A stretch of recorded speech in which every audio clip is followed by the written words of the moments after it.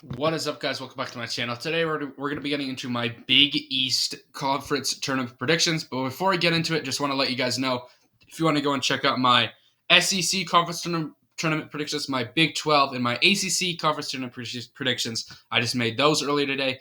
And I'm going to be making my Pac-12 Conference Tournament predictions later on today, as well as all my other Conference Tournament predictions videos that I've made over the last week.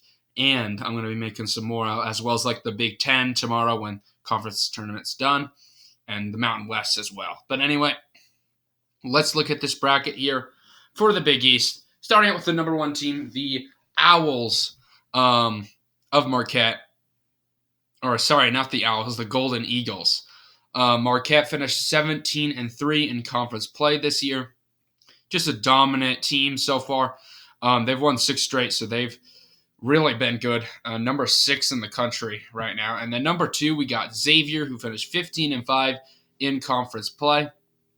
Number 3, we had Creighton, finishing 14-6 in conference play. Then we had a tiebreaker between 4 and 5, but it didn't matter because they were going to be playing either way. We had UConn and Providence both finishing 13-7 in conference play.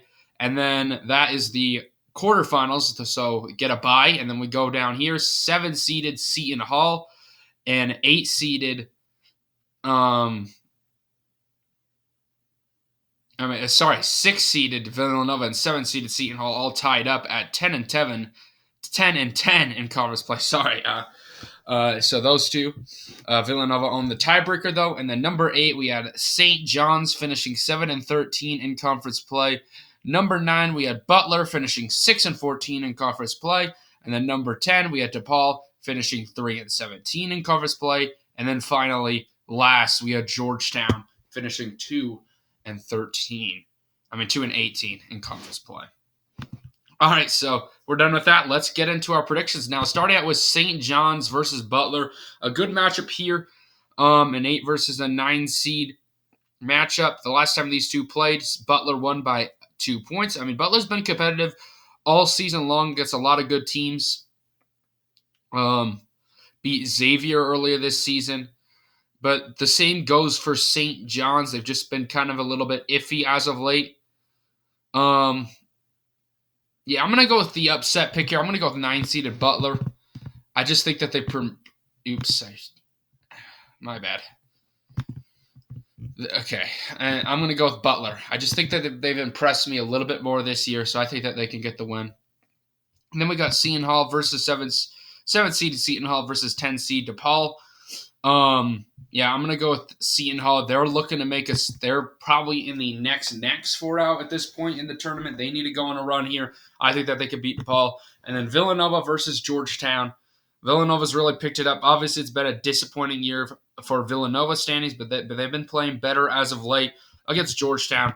I don't think that Georgetown's going to win. We did see Georgetown go on a crazy run as like the last seed or one of the worst seeds a few years ago to make the NCAA tournament, but I don't think that's going to happen this year.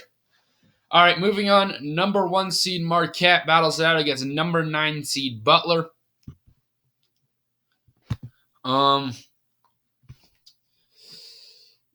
I don't see Butler pulling off a crazy upset. I'm going with Marquette. And then UConn versus Providence. Really good matchup between a 4 seed and a 5 seed. The last time these two played, UConn won by 18. So UConn's really picked it up as of late, especially in February.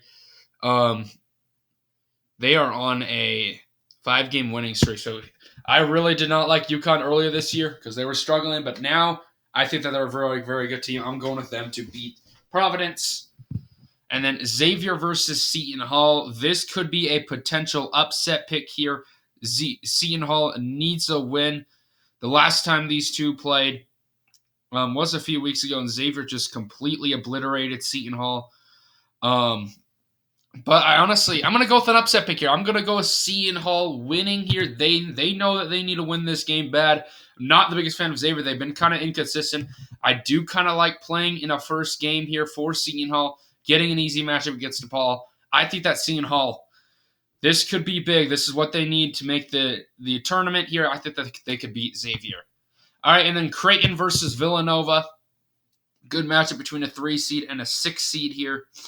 But I like the Blue Jays to advance on past Villanova. Unfortunately, Villanova's season is going to come to an end. All right, so we got 1 seed, 4 seed, a 7 seed, and a 3 seed here. Marquette versus UConn. Really good matchup here. These two, this one could go either way. But right now, I'm going to go with the 4 seed Connecticut. I just think they're a little bit better here in this conference, but it is very close. I could see the Golden Eagles definitely winning that game. But I'm going to go with Marquette. And then we got Creighton versus Seton Hall. Unfortunately, I do think that Seton Hall's run is going to come and end there. I got Creighton advancing on past Seton Hall. So then for the championship game, we got UConn. We got Creighton.